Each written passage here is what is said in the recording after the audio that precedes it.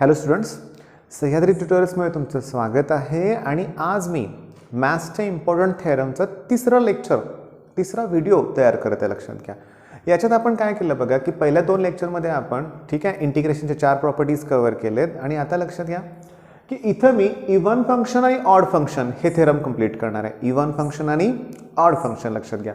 मग काय करायचं आहे आपल्याला बघा इथं की -a to +a असं जर तुम्हाला लिमिट दिलं असेल, ठीक आहे बघा -a to +a म्हणजे व्हॅल्यू तीच आहे, फक्त इथं मायनस आहे आणि इथं प्लस आहे. आणि ते फंक्शन जर इव्हन फंक्शन असेल तर आन्सर येणार twice 0 to a f of x dx. पण जर ऑड असेल तर आन्सर काय येणार आहे 0. मग मला तुम्हाला पहिल्यांदा एक्सप्लेन करायचं आहे की इव्हन फंक्शन म्हणजे काय आणि ऑड फंक्शन म्हणजे काय. आता लक्ष द्या, मी इथे एक फंक्शन घेतोय f of x. काय व्हॅल्यू घेतली त्याची मी x². आता मी काय करणार आहे की f of -x ची व्हॅल्यू घेणार आहे. f of -x म्हणजे काय करायचं, जिथं जिथं x असेल तिथं -x पुट करूया. मग मला सांगा x असताना x² -x असताना -x² होणार. मग तुम्हाला सगळ्यांना माहिती आहे निगेटिव्ह नंबर जरी असला तर स्क्वेअर केली की तो पॉझिटिव्ह होतो ना. मग मला सांगा x ची व्हॅल्यू -x जरी केली तरी तेच फंक्शन परत मिळालं ना. मग ते इव्हन फंक्शन म्हणजे x ची व्हॅल्यू -x पुट करून तेच फंक्शन परत मिळत असेल तर इव्हन फंक्शन. आता मी अजून एक फंक्शन घेतो बघा, sin x. ठीक आहे, फंक्शन कोण आहे सांगा, sin x. पण जर मी f of -x घेतलं तर मला साइन आणि मायनस तेच घेतलं पाहिजे. आता तुम्हाला प्रॉपर्टी माहिती आहे साइन -x म्हणजे -θ ची व्हॅल्यू -sin θ असते. तशी साइन -x ची व्हॅल्यू -sin x म्हणजे इथं काय झालं की व्हॅल्यू तीच मिळाली पण साइन चेंज झालं ना. असं होत असेल तर ते ऑड फंक्शन आहे. आणि जर ऑड फंक्शन असेल तर आन्सर 0 येणार आहे. सीईटी येऊ शकतं ना या टाईपचं न्यूमेरिकल. आणि समजा ते ऑड फंक्शन असेल तर सॉल्व्ह करायची गरज नाही, आन्सर काय येणार आहे सांगा 0. मग तुम्हाला इव्हन फंक्शन आणि ऑड फंक्शन म्हणजे काय ते लक्षात आलंय.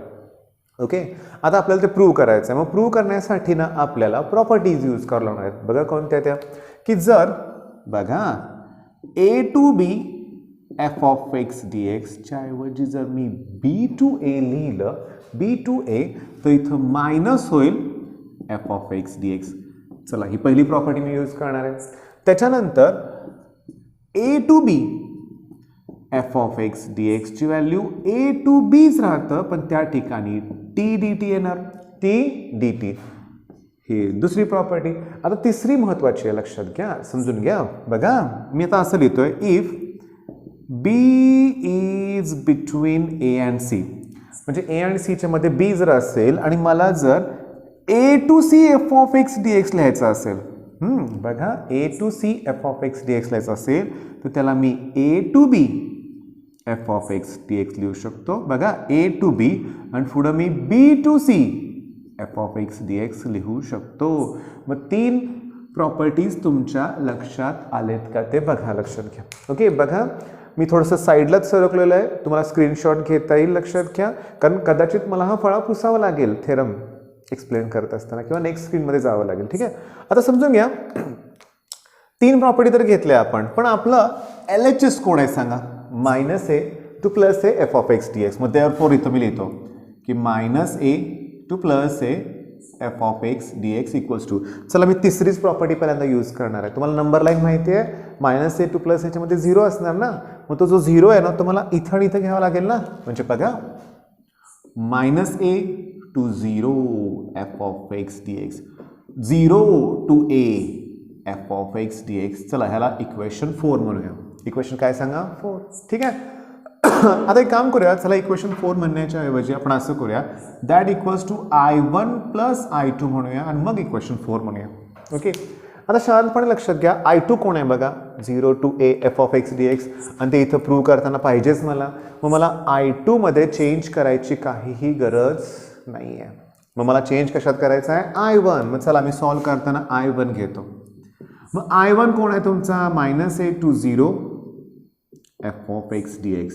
आता मी इथं स्टार करतोय. आता ही स्टेप इम्पॉर्टंट आहे, इथं सबस्टिट्यूशन करायचं आहे. बघा हे लक्षात ठेवावं लागेल की put x equals to -t. x ची व्हॅल्यू -t पुट करा. इंटिग्रेशनमध्ये सबस्टिट्यूशन केलं की डेरिव्हेटिव्ह काढावं लागतं. ओके, पुन्हा लिमिट्स चेंज करावं लागणार आहेत. नीट लक्ष द्या. मग आता मी तर लिहितो की differentiating with respect to x.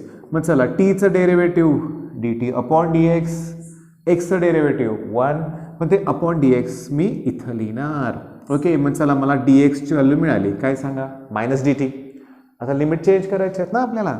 मग बघा, when x equals to, lower limit कोण आहे बघा? मायनस आहे. देन टी इक्वल्स टू, समजा मी एक्सची व्हॅल्यू तर मायनस ए पुट केली तर मायनसला minus cancel, therefore t equals to काय येणार आहे? ए.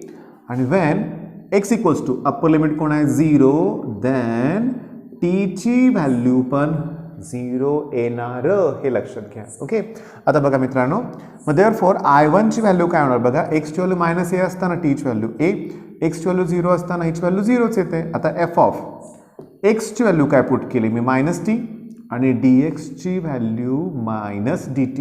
dx व्हॅल्यू काय आली सांगा? Minus dt. लक्ष द्या. आता मी काय करणार आहे बघा, की इथं आपण समजून घेण्याचा अगोदर प्रयत्न करूया.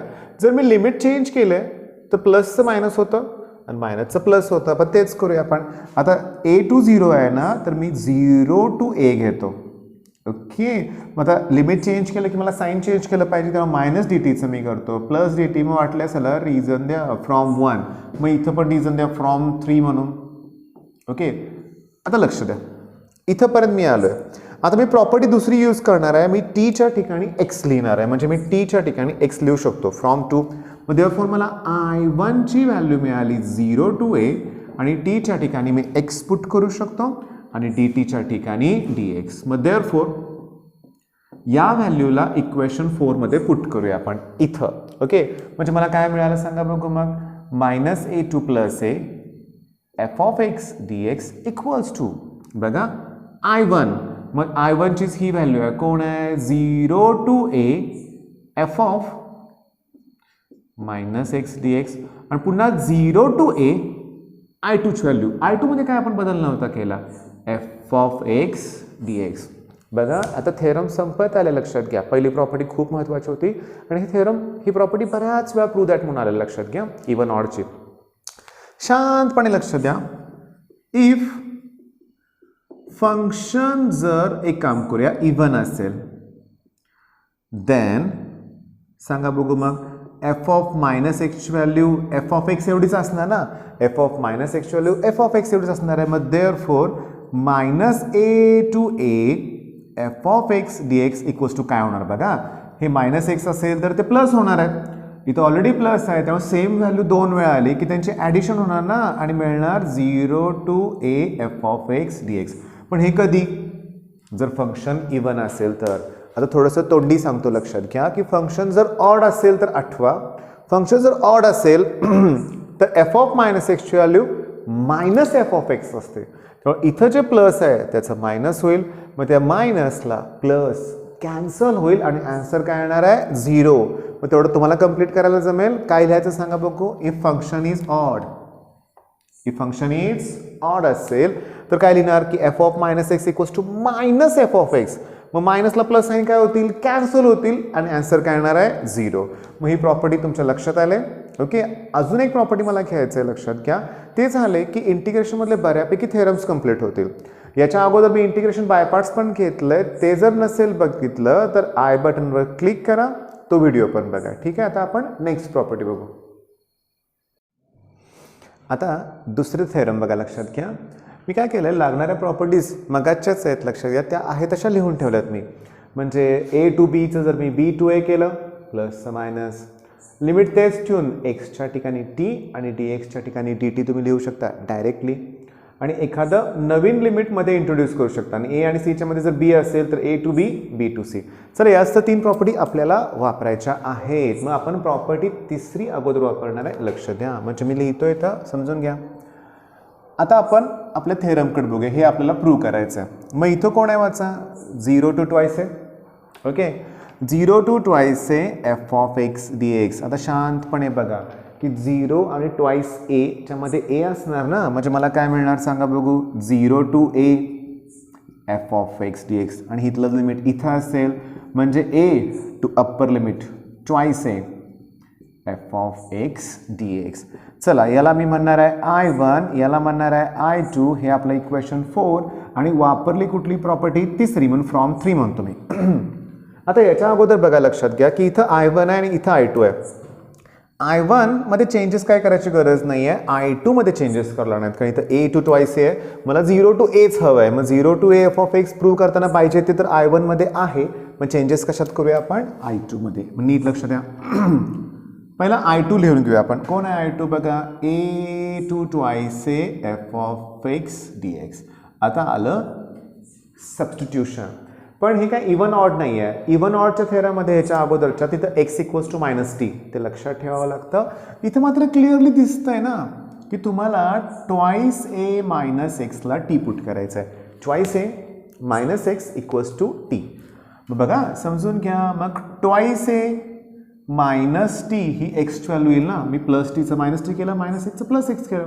मग थोडक्यात ना X equals to twice A minus T मी आता डिफरन्शिएट करतोय विथ रिस्पेक्ट टू टी, म्हणजे मगासारखंच मिळणार D X equals to minus D T.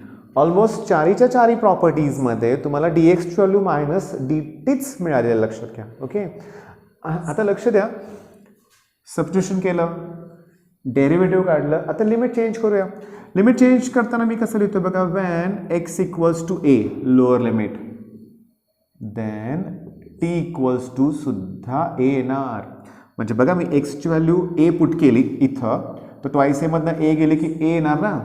आणि एक्स इक्वल्स टू आता ट्वाइस ए अप्पर लिमिट पुट केलं, त्यावेळेस मात्र टीची व्हॅल्यू 0 मिळणार. त्यामुळे मला I2 मध्ये नवीन लिमिट मिळालं ए टू 0 एफ ऑफ एक्सची व्हॅल्यू काय पुट केली आपण, ट्वाइस ए मायनस टी आणि डी एक्सची व्हॅल्यू मायनस डी टी. आता फक्त प्रॉपर्टी 1 प्रॉपर्टी 2 मला यूज करायचं. मी काय करतो बघा, लिमिट चेंज करतो. ए टू 0चं लिहितो मी 0 to A F of twice A minus T. आता साईन चेंज होणार ना, मायनस डी टीचं होणार प्लस डी टी. रिझन काय, फ्रॉम 1. नेक्स्ट स्टेपमध्ये मी काय करणार आहे, टीच्या ठिकाणी एक्स लिहिणार आहे, म्हणजे 0 to A F of twice A minus X D X. इथं लिहूया फ्रॉम 2. समजून घ्या, मी फ्रॉम लिहिले फ्रॉम 2. चला मला I2 ची व्हॅल्यू मिळाली. आता पुट इन इक्वेशन 4. मग इक्वेशन 4 काय होतं बघा आपलं हे, त्याची LHS अगोदर लिहूया. 0 to twice A F of X D X equals to I1, म्हणजे हा I1 0 to A F of X D X plus I2 ची व्हॅल्यू आपण ही काढली. परत तेच बघा काय, 0 to A F of twice A minus X D X. Limit सेमच आहे, मग 0 टू ए एकदाच लिहूया. मग येणार एफ ऑफ एक्स आणि F of twice A minus x आणि डी एक्स. ओके, मग आय होप तुम्हाला हे दोन्ही थेरम्स लक्षात आलेत. मॅक्सिमम हे परीक्षेत रिपीट झालेले थेरम आहेत, तुम्ही परफेक्ट करा. आणि यानंतरच्या लेक्चरमध्ये मी वेक्टरचे थेरम पण घ्यायला सुरुवात करणार आहे. मला इलेक्ट्रोकेमिस्ट्रीचे पण न्यूमेरिकल्स घ्यायचे आहेत. पण मित्रांनो, मला तुम्हाला सांगायचं आहे की तुम्ही बिलकुल घाबरू नका.